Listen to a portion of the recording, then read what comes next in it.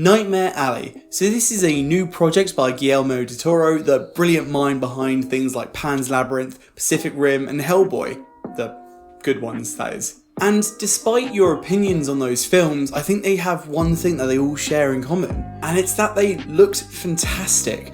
Brilliant set designs, imaginative creatures, and a very distinct visual personality. And here we have him team up with a very rich cast to bring us this LA noir psychological thriller. I think it may even be a remake from a film in the 40s, but I definitely haven't seen it. I missed the chance originally to see this in cinemas when it first came out end of last year, and now I believe it's on Disney Plus and also HBO Max. The IMDb blurb of this movie is as follows.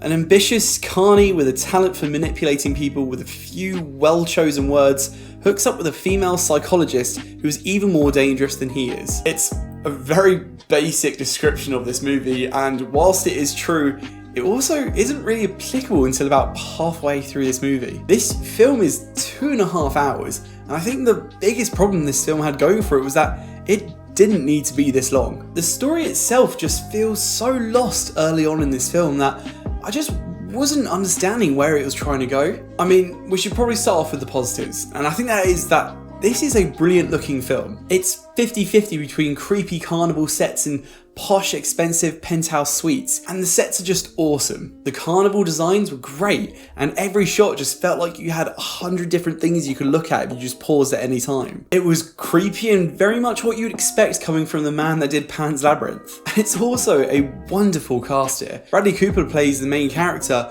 but he also shares the screen with numerous others. Cate Blanchett, Toni, Collette, Willem, Dafoe, Richard Jenkins, Rooney, Ron Perlman, and that's only about half of it, honestly. And in particular, I feel like this film really shines when Bradley Cooper and Cate Blanchett are on screen together. Watching these two together, these two actors with such immense talent, just turning these scenes that could have been very dismissive into something that's very intense and enjoyable. I think it's just incredible to see, and it's also a no-brainer why these two are just on the higher end of the spectrum of, you know, the best of the talent we have out there today. Unfortunately, you don't see any of that until at least halfway through this movie. And that's going to lead into my biggest criticism of this film, and that's the pace and story. Nightmare Alley just felt like two separate entities. Part 1 being this creepy carnival, which aesthetically I really enjoyed, but story-wise you probably could have cut a lot of it out. And Part 2, which visually wasn't doing that much for me, it was much more dialogue heavy, but was more crucial for the story. But it just didn't feel like these two parts lined up at all. For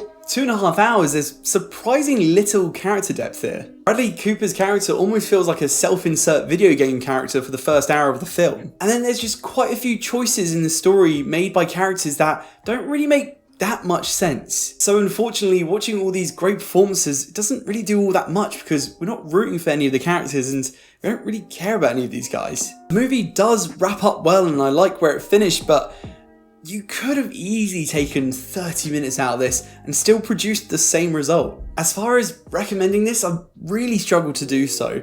If you're a fan of LA noir films or really slow build-up stories, then this might be perfect for you. But it's too slow to be suspenseful and it's too shallow to justify its bloated runtime. I got about an hour and a half in and I really struggled to convince myself to finish this off, and I'm glad I did, and I finished the movie feeling much better than I did halfway through it. So I'll leave it up to you. It's kind of like those TV shows your friends will tell you about where they say, give it 4 or 5 episodes and then you'll get into it. Personally, that's just not what I'm about. If it takes 4 to 5 hours of your time before it even becomes good, I just don't think it's worth it. So if you're similar to me in that aspect, you probably won't want to bother with this one either. So yeah, Nightmare Alley. Maybe you have already seen it on Disney Plus or in cinemas. If you have, I'd love to hear your thoughts on it. Let me know down in the comments below. If you liked this review, leave a like and subscribe, it really helps. And as always, stay tuned for more reviews of movies, anime and video games. Until next time guys, take care. Bye bye.